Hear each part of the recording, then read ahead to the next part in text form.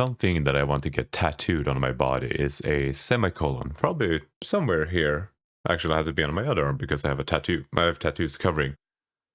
Because it's the importance of mental health, but also because I'm literally missing half of my colon because I had cancer. Being a cancer survivor can be quite interesting because how do you bring that up in normal conversations? A lot of people I speak to nowadays, they don't actually know that I'm a cancer survivor, or like there's so few situations where I can actually bring it up that I've had cancer surgery before. And that's why I'm making this video, because we're approaching my 1-year anniversary being cancer free, but I'm still not out of the woods yet. How do you bring it up to people in a way that you're not interrupting anything else? Because as soon as you bring up that you have had cancer, everyone starts getting into oh, I'm so sorry for you and blah blah blah. But in reality, I'm here perfectly fine right now, still not yet out of the woods. And it's been a very interesting way when I'm meeting all of these new streamers and friends on Twitter or Twitch or wherever. There is almost no good situation where I can bring it up. And as soon as I do, a lot of people said, "Dude, I had no idea you had cancer, bro." I was like, well, of course you don't know, because I never told you. Because usually, like, I would tell people in the DMs, but like, you don't go into a conversation, or like, you don't go into a job interview or like, "Hello, my name is Jarl and I have cancer."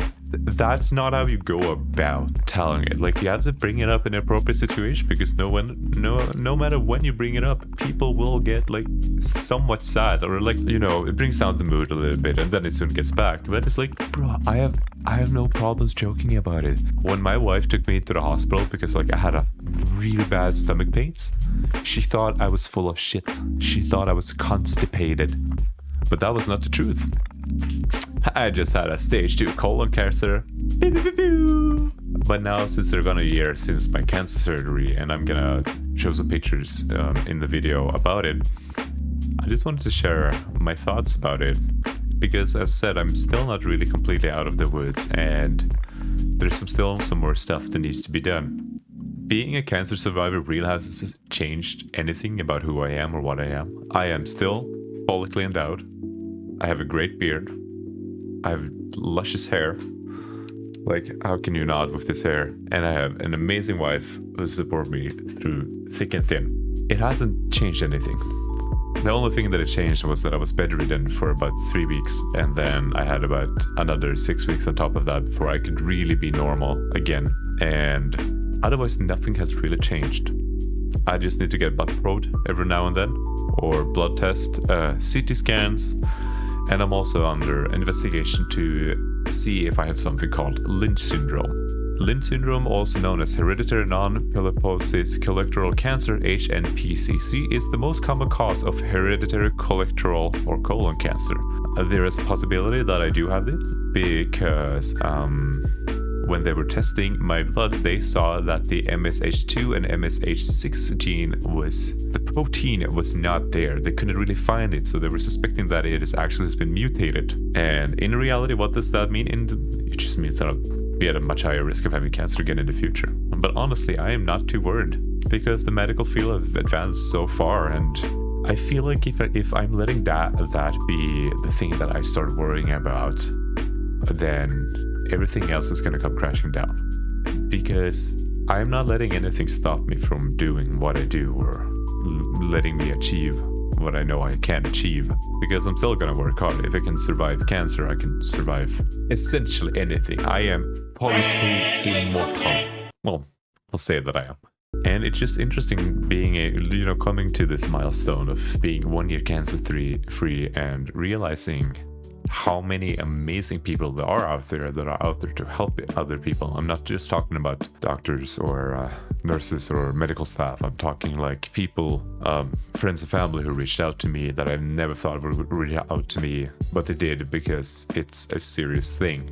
And with such a serious thing, you should also not use it as a slur that I see a lot of people use, especially in free-to-play games.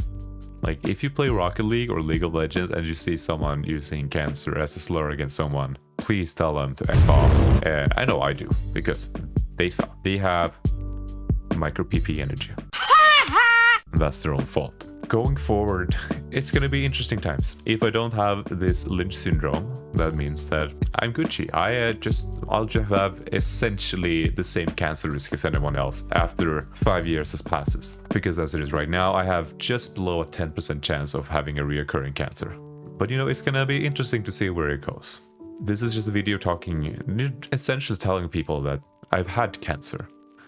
But it doesn't change who I am. It doesn't change what I do.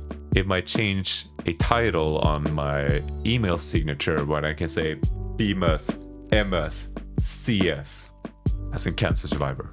For me right now, it's just another title for me to bear. Because thanks to my wife, my friends and family, I managed to survive and get through all of it. I've been through a lot of things in life, and people don't necessarily know that.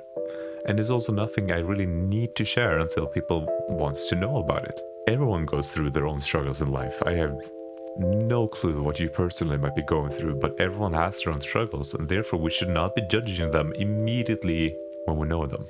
You have no clue on what goes on behind the scenes. No one would ever know that I had cancer until I tell them. Because I don't act like I'm a cancer survivor.